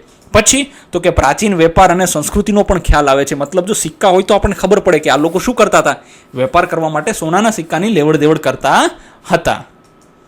પછી તો કે જો આ મૂર્તિઓ આપણને શું કહે છે, તો કે આ શિલ્પ અને કોતરણી કહે છે. જો કેટલું બારીકાઈથી કેટલું સુંદર આપ્યું છે. રાજા છે અને આજુબાજુમાં બધા ઊભા હોય એવી માહિતી મળે છે. બરાબર છે. તો કે શિલ્પ અને કોતરણીઓ તે સમયના સમાજ અને જીવનશૈલી, મતલબ એ સમયે આપણને આમાંથી અંદાજો આવે કે આ લોકોને ખબર પડતી ભાઈ રાજા એ વખતે હશે, આ છત્રીઓ રાજાની ઉપર રાખેલી છે, અહીંયા આજુબાજુમાં કહેવાય કે વ્યક્તિઓ ઊભા છે અને સેવા માટે. બરાબર છે. તો એ વખતનું સમાજ અને એ વખતની જીવનશૈલી વિશે આપણને માહિતી મળે છે. પછી તો કે એ વખતે જો કલા, સંસ્કૃતિ, ધર્મ કેવો હતો. જો પહેલાં તો કોઈ ધર્મ હતો જ નહીં, હિન્દુ ધર્મ જ હતો. બરાબર છે. તો જોવા જઈએ ને તો કલા કેવી હતી એ સમય દરમિયાન, તો કે જો કળા કેટલી, આ નાના એવા તમને કહું, આપણે ગમે એવું ધ્યાનથી આપણાથી ચાકુથી હરખું નથી કપાતું. આ વ્યક્તિઓએ પથ્થરમાં કોઈ પણ ભૂલ વગર કોતરણી કરી નાખી. તો કલા કેટલી સરસ કહેવાય. એ લોકોની સંસ્કૃતિ આપણને દેખાય, એક બારીક અંગ દેખાય છે આપણને, કેટલી વ્યવસ્થિત રીતે એની પણ માહિતી મળે છે. પછી તો કે રાજા અને સામાન્ય લોકોના જીવનની જાણકારી મળે છે. આનાથી આપણને એ ખબર પડે છે કે રાજાઓ કેવું જીવન જીવતા, સામાન્ય લોકો કેવું જીવન જીવતા, આ બધી માહિતી આપણને મળી જાય છે. પછી તો કે જો આ આપણો અશોક સ્તંભ છે. તો કે આ ક્યાં છે, અશોક સ્તંભ છે. તો કે અશોક સ્તંભ મૌર્ય સમ્રાટ અશોક સાથે સંબંધ ધરાવે છે. મૌર્ય સમ્રાટ જે અશોક રાજા હતા એમને બનાવેલો હતો છે. તો કે તેના પરથી શિલાલેખોના અશોકના સંદેશાઓ. હવે જો અશોક રાજા જે હતા ને એ જ્યાં પણ કામ કરાવતા ને ત્યાંના શિલાલેખ, આપણે ગુજરાતમાં પણ ગિરનારમાં છે એનો શિલાલેખ, ત્યાં તમને જોવા મળશે. શું જોવા મળશે કે એને શું શું કામ કરાવ્યા છે, કયા કયા પ્રજાને ફાયદા માટે, મતલબ સૌથી પહેલી નહેર અને કેનાલ પણ એને બનાવી હતી ભારતની અંદર, બરાબર છે. તેમાંથી સમયના શાસન, જો કેટલું સરસ છે યાર. મતલબ કહેવાય કે ઈસુ ખ્રિસ્તના જન્મ પૂર્વેની વસ્તુ છે આ બધી, તો બરાબર છે. ધર્મ, નીતિઓ, આ બધી વસ્તુઓની માહિતી આપણને આના ઉપરથી, જો આપણું અશોક ચક્ર જે છે ધ્વજની અંદર, રાષ્ટ્રધ્વજની, એ આમાંથી લેવામાં આવ્યું છે. પછી આપણી નવી સંસદ બની છે, એમાં જો સિંહના મોઢા ખુલ્લા રાખીને બનાવવામાં આવ્યા છે. પછી જો અહીંયા નીચે ઊંધું કમળ બનાવવામાં આવેલું છે, અહીંયા બળદ છે અને આ બાજુ ઘોડો છે, ખૂબ સરસ રીતે બનાવ. આમાં કુલ 4 સિંહ છે મિત્રો, 3 નથી. આની પાછળ પણ એક સિંહ છે. ચાલો, માનવ ઇતિહાસનો પ્રારંભ. હવે જુઓ, માનવ ઇતિહાસ ક્યારે? તો કે આજથી લગભગ 3 લાખ વર્ષ પૂર્વે પૃથ્વી ઉપર આવ્યા હતા, જે ઘણો લાંબો સમય કહેવાય. પછી ધીરે ધીરે કહેવાય કે આ સમયગાળો તો આપણે બહુ નાનો કહેવાય ઇતિહાસનો, આપણે 10 લાખ અબજો વર્ષ પહેલાંની વાત કરવાની છે. પણ આપણી પાસે એના માટે કોઈ એવા સ્ત્રોતો છે નહીં કે જેનાથી આપણે કહેવાય ને છાતી ઠોકીને કહી શકીએ કે ના આ સમય દરમિયાન આ જ થતું હતું. ના, એવું છે નહીં. હવે જુઓ, આ ચિત્ર આપણે જોવાનું છે, બરાબર છે. હવે આ ચિત્ર પર નજર કરીએ તો આપણને જોવા મળે છે શું દેખાય છે. ચલો, ઉપરોક્ત ચિત્રમાં દર્શાવાયેલ પથ્થરની ગુફામાં શરૂઆતની પ્રાચીન માનવીની કેટલીક પ્રવૃત્તિ દેખાય છે. તમે તેમાંની કેટલીક પ્રવૃત્તિઓ ઓળખી શકો છો. દરેક પ્રવૃત્તિઓનું ઉદાહરણ સાથે સંક્ષિપ્તમાં વર્ણન કરો. ચલો, જો આ ચિત્ર તમને દેખાય છે, આ ચિત્ર સ્પષ્ટ નથી દેખાતું, હું તમને સરસ મજાનું ચિત્ર દેખાડું. જો આ જ તે, હવે ખબર પડી કેટલું સ્પષ્ટ ચિત્ર થઈ ગયું, જોયું? દેખાય છે? તો કે આ શું કરે છે? જો આ કલર લઈને આમની, આ જો છોકરો પણ અહીં કલર કરે છે, એ મદદ કરી રહ્યો છે કંઈક. આ ભાઈ અહીંયા કલર કરી રહ્યા છે. અહીંયા તમે જુઓ છો કે ચિત્રની અંદર અમુક લોકો શિકાર કરી રહ્યા છે, આ અમુક જાનવરો છે. અહીંયા જુઓ તો કે આગની અંદર આ લોકો કંઈક કરી રહ્યા છે, બનાવી રહ્યા હોય એવું લાગે છે જમવાનું. અહીંયા તમે જુઓ તો કે આ હથિયારો બનાવી રહ્યા છે. જુઓ, આ લાકડા ને બધું ભેગું કરીને શું છે? હથિયારો. તો કે આ લોકો કંઈક જમવાનું બનાવી રહ્યા હોય એવું લાગે છે. જો આ ચિત્ર સ્પષ્ટ છે, પણ આ ચિત્ર કહેવાય ને કે આ એટલું સ્પષ્ટ છે નહીં. તો એના માટે તમારા માટે જ આ ચિત્ર બનાવ્યું છે, જેથી કરીને તમને સરળતાથી દેખાય આવે. અહીંયા છોકરાઓ રમી રહ્યા છે. આ ચિત્ર શું છે? તો કે પ્રારંભિક માનવ જીવન દર્શાવે છે. તો કે અગ્નિની શોધ અને ઉપયોગ. ડાબી બાજુ લોકો શું છે? તો કે અગ્નિની આસપાસ બેઠા છે. અગ્નિનો ઉપયોગ ગરમી મેળવવા માટે, પ્રકાશ માટે અને ખોરાક રાંધવા માટે થતો હતો. પછી શૈલ ચિત્રો, મતલબ કહેવાય કે જે પથ્થરો ઉપર ઓલા ચિત્ર બનાવે છે ને ભાઈ, તો કે મધ્ય ભાગમાં એક વ્યક્તિ ખડક અથવા તો પથ્થરની દિવાલ ઉપર ચિત્ર દોરી રહ્યા છે. તો ચિત્રોમાં શું છે? તો કે પ્રાણીઓ અને શિકારના દ્રશ્ય દોરવામાં આવેલા છે, દર્શાવવામાં આવેલા છે. પછી તો કે પથ્થરના સાધનો બનાવતા લોકો પણ છે ત્યાં. નીચે કેટલાક લોકો પથ્થર ઘસીને સાધનો બનાવે છે ને હથિયારો બનાવી રહ્યા છે, જેથી કરીને એમને શું થાય? તો કે શિકાર કરવામાં સરળતા રહે. પછી તો કે આ સાધનોનો ઉપયોગ શિકાર અને દૈનિક કાર્યોમાં થતો હોય છે. ચાલો, પછી તો કે કુટુંબ અને સામૂહિક જીવન કીધું છે. જો તો કે એ સમયના લોકો, સ્ત્રીઓ, પુરુષો અને બાળકો બધા સાથે મળીને રહેતા હતા. એમને ખબર જ હતી કે ભાઈ સાથે નહીં રહીએ તો જાનવરો તમને એકલા ફાડી ખાશે, જીવવા દેશે નહીં. તેઓ સમૂહમાં રહીને એકબીજાની મદદ કરતા હતા. પછી ખોરાકની તૈયારી. હવે જો આ બાજુ જે અમુક લોકો જે વાસણનું પાત્ર લઈને બેઠા હતા, એ લોકો શું કરતા હતા? તો કે ખોરાક તૈયાર કરતા હતા અને એકત્રિત કરેલા ખોરાકનું શું કરતા હતા? વિતરણ કરતા હતા એવું લાગે છે. હવે જુઓ, મરણોપરાંત, મતલબ મર્યા પછીનું. પ્રારંભિક આદિમાનવને કુદરત તરફથી અનેક પડકારોનો સામનો કરવો પડ્યો. એકબીજાની મદદ માટે તેઓ ટોળીઓ અને સમૂહમાં રહેતા હતા. તેઓ મુખ્યત્વે શિકાર અને ખાદ્ય સંગ્રાહકો હતા અને સતત ખોરાક અને રહેઠાણની શોધમાં. જો પહેલાના લોકોમાં આદિમાનવ શું કરતા? કે ટોળીઓ અથવા સમૂહમાં રહેતા. પછી શિકાર અને ખાદ્ય સંગ્રાહકો, મતલબ શિકાર કરે અને એને થોડુંક રાખે. જો દરેક સિઝનમાં, દરેક ઋતુમાં તમને બધું જમવાનું ના મળે તો એને સંગ્રહ કરી રાખતા, બરાબર છે. અને સારા રહેઠાણની શોધમાં રહેતા. સારા રહેઠાણની શોધમાં એટલે કઈ જગ્યાએ તમે સરળતાથી શાંતિથી રહી શકો છો. બીજું, તેમના અસ્તિત્વ માટે ખાવાલાયક છોડ અને ફળો, જો આ બધું શિકાર પર આધાર રાખતા હતા. આપણા આદિ પૂર્વજો કુદરતી તત્વો વિશે ચોક્કસ માન્યતાઓ ધરાવતા હતા. કદાચ તેમની પાસે મરણોપરાંત જીવન વિશે પણ કેટલીક માન્યતાઓ હતી. મતલબ મર્યા પછી શું થાય છે એની પણ અમુક માન્યતાઓ હતી. જો કે હજી સુધી વિજ્ઞાન નથી જાણી શક્યું કે મર્યા પછી શું થાય છે. હવે જુઓ, આપણને શું કીધું છે? તો કે આ સમૂહો હંગામી પડાવો, પથ્થરોના આશ્રયો અને ગુફાઓમાં રહેતા હતા અને એકબીજા સાથે જે ભાષાઓમાં વાતચીત કરતા હતા તે હવે લુપ્ત થઈ ગઈ છે. જો એ લોકો વાતચીત માટે કંઈક, જેમ આપણે કેમ ગુજરાતી બોલીએ છીએ, તો એ લોકો કંઈક વસ્તુનો ઉપયોગ કરતા હોય ને, ભાષાનો ઉપયોગ, તો હવે એ અત્યારે છે નહીં. એ લોકો શું કરતા? હંગામી પડાવો. હંગામી પડાવો એટલે અત્યારે ચાલીને ક્યાંક આગળ જતા રહે 10-12 કિલોમીટર, પછી કાલે પાછા શિકાર કરતા કરતા બીજા 5 કિલોમીટર દૂર જતા રહે. તો હંગામી એટલે થોડાક સમય પૂરતા રહેઠાણ બનાવે પછી આગળ જતા રહેતા હતા. પછી શું છે? તેમણે આગનો ઉપયોગ કરવાનું શીખી લીધું હતું. પથ્થરથી સુધારેલી કુહાડીઓ અને પતરી, અણીદાર તીરો અને અન્ય સાધનોના નિર્માણમાં તેમનું જીવન સરળ. જો એમને ખબર પડી કે પહેલાં પથ્થર મારી, પછી ખબર પડી કે પથ્થરના નીચે હાથો હોય ને કુહાડી બની જાય. અણીદાર પથ્થર રાખવાનો, નીચે હાથો કુહાડી. પછી ખબર પડી કે જ્યારે લોઢાની શોધ થઈ લોખંડની, તો લોખંડની બનાવો તો વધારે મજબૂત બને છે. તો આમનું જીવન કેવું બની ગયું? તો કે સરળ બની ગયું છે. વિશ્વની હજારો ગુફાઓના શૈલચિત્રોમાં તેમના જીવનના વિવિધ પાસાઓ દર્શાવે છે. આમાંના કેટલાક ચિત્રો સરળ આકૃતિઓ અને પ્રતીકોના છે, જ્યારે કેટલાક વધુ વિસ્તૃત છે. તેમાં પ્રાણીઓ અને મનુષ્યના દ્રશ્યો દર્શાવેલા છે, જે સમય જતાં આદિમાનવે પથ્થર અને મણકા ગૂંથેલી માળા, પ્રાણીઓના દાંત, પેન્ડન્ટ, માદળિયા જેને કહેવાય છે, એવા સરળ આભૂષણો બનાવ્યા. જુઓ, પછી એમને ખબર પડી કે ભાઈ આમાંથી તો આભૂષણો ગળામાં પહેરવા માટે માળા નહીં, તો કે શું કરે? તો કે પથ્થરથી ગૂંથેલી માળા છે, પછી પ્રાણીઓના દાંત છે. હવે તો જો કે ભારતમાં બંધ થઈ ગયા, નકર સિંહના અને એના નખ બધા લોકો ગળામાં પહેરતા પહેલાં, પણ હવે કોઈ પહેરતા નથી. પેન્ડન્ટ જેને કહેવાય અથવા તો માદળિયા આપણે કહીએ છીએ, આ બધી વસ્તુઓ એ લોકો કરતા હતા. હવે છે પ્રથમ પાક. તો કે જુઓ, સૌથી પહેલાં કોઈ પાકની તો વાવણી કરી હશે ને એ લોકોએ. તો કે લાંબા સમયગાળા દરમિયાન પૃથ્વીના વાતાવરણમાં અનેક ફેરફારો થયા. એક સમયે પૃથ્વી ખૂબ જ ઠંડી હતી અને મોટા ભાગનો હિમચ્છાદિત બરફથી ઢંકાયેલો હતો, તેથી સમયને હિમયુગ તરીકે ઓળખવામાં આવે. તો કે હિમયુગ શું? તો કે જ્યારે પૃથ્વીની શરૂઆત થઈ ત્યારે તો કહેવાય કે આગનો ગોળો હતો, પછી ધીરે ધીરે ઠરી ગઈ તો આખી બરફથી ઠંકાઈ ગઈ. તો એનો મોટા ભાગનો સમય કેવો હતો?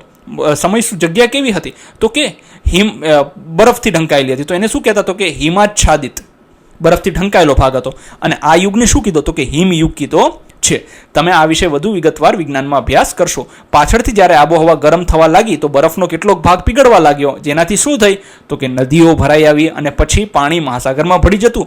અને આ હિમયુગ 1 લાખ વર્ષ સામાન્ય સંવત પૂર્વેથી લઈને 12,000 વર્ષ સામાન્ય સંવત પૂર્વ સુધી ચાલ્યો હતો. મતલબ ઈસુના જન્મના 1 લાખ વર્ષ પહેલા ચાલુ થયો હતો, તે 12,000 વર્ષ સુધી ચાલ્યો હતો. પછી ધીરે ધીરે કહેવાય કે હિમયુગનો અંત આવી ગયો હતો. તે પછી માનવ માટે રહેવાની પરિસ્થિતિઓમાં સુધારો થયો. વિશ્વના ઘણા ભાગોમાં માણસોએ એક જ સ્થળે વસવાટ. જો પછી એને ખબર પડી કે હવે આપણે નદી કિનારે જ રહીએ, ત્યાં મકાન બનાવીએ તો એક જ જગ્યાએ રહીએ. પછી ખેતી કરવાનું ચાલુ કર્યું અને અનાજ ઉગાડવાનો પ્રારંભ કર્યો. એને ગાય, બકરા જેવા પ્રાણીઓ પાળવાનું શરૂ કર્યું. અને ધીરે ધીરે ખોરાકની ઉપલબ્ધતાના કારણે આ સમૂહના કદ અને સંખ્યા બંને વધવા લાગ્યા. તેઓ મુખ્યત્વે નદીઓના કિનારે રહેવા લાગ્યા. પરંતુ એકમાત્ર કારણ પાણી નહીં, પણ અહીંની જમીનની ફળદ્રુપતા. જો નદીના કિનારે જમીન કેવી હોય છે? ફળદ્રુપ હોય છે. કેમ કે પોતાનો નિક્ષેપ જે છે, આપણે આના આગળના પ્રકરણમાં જોયું ને કે હિમાલયમાંથી વહેતી નદીઓ, ગંગાના મેદાનો આપણે જોયા ને, તો એમાં આપણે જોયું બધું. શું જોયું? કે ભાઈ આ બધી નદીઓ જે છે શું કરે છે? કે જે નિક્ષેપ લઈને આવે છે એ મેદાની વિસ્તારોમાં શું કરે છે? તો કે સાઈડમાં જમા કરતી જાય છે અને એ જમીન કેવી બની જાય છે? ફળદ્રુપ બની જાય છે. અને ફળદ્રુપ જમીનમાં અનાજ કેવું હોય છે? તો કે સરળતાથી ઉગાડી શકાય છે. આગળના પાના પરના ચિત્રનું અવલોકન કરો અને તેમાં થોડીક સહસ્ત્રાબ્દી વર્ષ પહેલાના ખેડૂત સમુદાયની ખેતીની પ્રવૃત્તિઓનું નિરૂપણ કરવામાં આવ્યું છે. જેની મુખ્ય પ્રવૃત્તિ ઓળખી શકો તેની યાદી બનાવો. જુઓ, હવે આ તમે જાતે કરજો. જુઓ, હવે જો આ લોકો વિકસિત થઈ ગયા થોડા. જોયું તમે? આ જો પથ્થર બાંધેલો છે દોરાથી આની અંદર. જો કે દોરો તો હતા જ નહીં, વેલા હોય ને, વેલાથી બાંધતા બધા. કૂતરાને પાડી દીધા છે. પછી જો અહીંયા આગ બનાવતા શીખી ગયો છે. આ લાકડા ભાઈ કાપી રહ્યો છે. અહીંયા છોકરા રમી રહ્યા છે. આ ભાઈ ભારો લઈને જાય છે. આ જો નદી કિનારે જીવન છે આમનું, ઘાસનો ઉપયોગ કરીને. પછી જો ઘેંટા બકરા પણ આ લોકોએ રાખી દીધા છે. તો આ રીતે જો કપડા માટે એ લોકોને ખબર પડી ગઈ કે આપણા શરીર ઢાંકવા માટે આપણે કહેવાય ને કે ઝાડની છાલ ને આ બધી વસ્તુઓનો ઉપયોગ કરવો જોઈએ. પછી કોઈ જાનવર મરી જાય તો એના છાલનો પણ ઉપયોગ કરીને એ લોકો આ બધું કરતા હતા. તો આ રીતે ધીરે ધીરે જીવન આગળ વધી ગયું છે. પછી શું કીધું છે? ચાલો વિચારીએ. ખડકના આશ્રય સ્થાનો ના આ પહેલાના અને આ એમ બંને ચિત્રોમાં પુરુષો અને મહિલાઓ કેટલીક ભૂમિકાઓ નક્કી કરવામાં આવી છે. જો કે આ ભૂમિકાઓ સ્વાભાવિક છે, પરંતુ જરૂરી નથી કે દરેક પરિસ્થિતિઓમાં લાગુ પાડી શકાય. ઉદાહરણ તરીકે ખડક આશ્રય સ્થાનમાં મહિલાઓને પથ્થર પર ચિત્રકામ માટે રંગો તૈયાર કરવામાં મદદ કરી હોય અથવા કેટલાક ચિત્ર દોરવાનું પણ કામ કર્યું હોઈ શકે. બીજા ચિત્રમાં પુરુષો અને કદાચ રસોઈ બનાવવામાં અને બાળકોની સંભાળ રાખવામાં પણ મદદ. જો હવે આપણે એક મગજમાં બેસાડી દીધું શું કે મમ્મી એટલે શું? તો કે ઘરે રાંધવાનું કામ, ઘર સાચવવાનું. પપ્પા એટલે શું? તો કે પૈસા કમાવાનું કામ પપ્પાનું છે. ઘરે બધી વસ્તુ લાવી દેવાનું કામ પપ્પાનું છે. એવું હતું નહીં. જો પહેલાંના સમયમાં છે ને, જેને જે અનુકૂળ આવતું ને, જે કામ કરી શકે ને એ કામ કરતા. એવા કોઈ ફિક્સ બાંધેલા કામ હતા નહીં. તો આ બધી વસ્તુ કહેવાય ને કે એક માનસિકતા છે, આપણા ઉપર પડેલી વસ્તુઓ છે. આપણે આ સમજવી જોઈએ. આપણી પાસે મર્યાદિત માહિતી છે. એટલે આ કહેવાય ને કે આ વસ્તુથી નક્કી નથી કરી શકાતું કોની ભૂમિકા શું હતી. પણ હા, સ્ત્રીઓ રસોઈ પુરુષની સરખામણીમાં સારી બનાવી શકે છે, ઘર સારી રીતે ચલાવી શકે છે, એવું મારું માનવું છે. બરાબર છે. પણ હા, હોટલની અંદર તમે જાશો ને તો સ્ત્રી ક્યારેય રસોઈયો નહીં હોય, ત્યાં બધા પુરુષ જ રસોઈયા તમને જોવા મળશે. હવે જોઈએ, જેમ જેમ સમુદાયનો વિકાસ થતો ગયો તેમ તેમ સમાજ જટિલ બનતો ગયો. સરદાર અને મુખિયા લોકોના કલ્યાણ માટે જવાબદાર હતા અને બધા મળીને સમુદાયના કલ્યાણ માટે સામૂહિક કાર્ય કરતા હતા. ઉદાહરણ તરીકે ખાનગી માલિકીની કોઈ ભાવના હતી નહીં. જો ખાનગી માલિકી એટલે આ મારી જમીન છે, મારું મકાન છે, એવી કોઈ ભાવના હતી નહીં. બધા સમુદાયના કલ્યાણ તરીકે, બધાએ સમૃદ્ધિ માટે સામૂહિક રીતે ખેતી કરતા હતા. ભાઈ, જ્યાં જમીન ખાલી છે ત્યાં ખેતી કરો, બધા વેચીને ખાઓ, પીવો ને આનંદ કરો, આવી બધાય માન્યતા રાખતા હતા. સમય પસાર થતા નાના ગામડા બન્યા, જેને પલ્લી કહેવાતા. પછી મોટા ગામડાઓમાં પરિવર્તિત, કેમ કે જેમ જેમ સંખ્યા વસ્તી વધતી ગઈ એમ મોટા ગામડા થયા. પછી એમનો ખોરાક, કપડાં અને સાધનો જેવી વસ્તુઓનું આદાન પ્રદાન કરવા લાગ્યા. મતલબ, મેં ઘઉં વાવ્યા છે ને ઘઉં વધારે થયા છે તો હું બધા ઘઉં થોડા ખાવાનો છું. તો હું જે વ્યક્તિએ બાજરો વાવ્યો છે અને મારા થોડાક ઘઉં આપીશ, એની સામે અદલા બદલી કરીને હું શું કરીશ? આદાન પ્રદાનમાં એની પાસેથી બાજરો લઈશ. તો આ રીતે આદાન પ્રદાન કરતા હતા.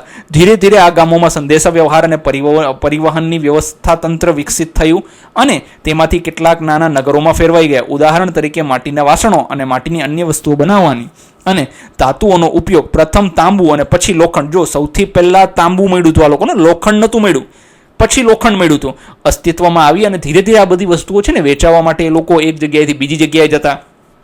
પહેલાં છે ને પૈસા નહોતા, હજારો વર્ષ પહેલાં પૈસા નહોતા. માનો કે તમે લોખંડની કુહાડી બનાવી નાખી તાંબાની, તો તમે બીજાને વેચવા જશો ને તો એ સામે તમને શું આપશે ખબર છે? એની જગ્યાએ કોઈ ટમેટા આપશે, બટેટા આપશે, રીંગણા આપશે કે કોઈ ખાવા પીવાની અન્ય વસ્તુઓ આપશે. તો આવું બધું હતું, જેના કારણે ટકાઉ સાધનો અને દૈનિક ઉપયોગની વસ્તુઓ અને આભૂષણો બનાવવાનું કેવું થઈ ગયું? તો કે સરળ બની ગયું હતું. આ પ્રકરણ 6માં જોઈશું આપણે. પ્રકરણ 6માં જોઈશું કે આ તો જો હવે આ તો ચોથું છે ને, આપણે છઠ્ઠામાં જોઈશું કે આ તબક્કાઓએ સભ્યતાના ઉદયમાં કઈ રીતે યોગદાન આપ્યું છે. હાલમાં આ યાદ રાખવું મહત્વપૂર્ણ છે, કારણ કે માનવ સંસ્કૃતિના વિકાસમાં પ્રારંભિક તબક્કાઓમાં અનેક પડકારો હતા. તમે હું જે મોબાઈલ વાપરીએ છીએ ને એ અત્યારે બહુ સરળતાથી અવેલેબલ છે. પહેલાં આવું નહોતું.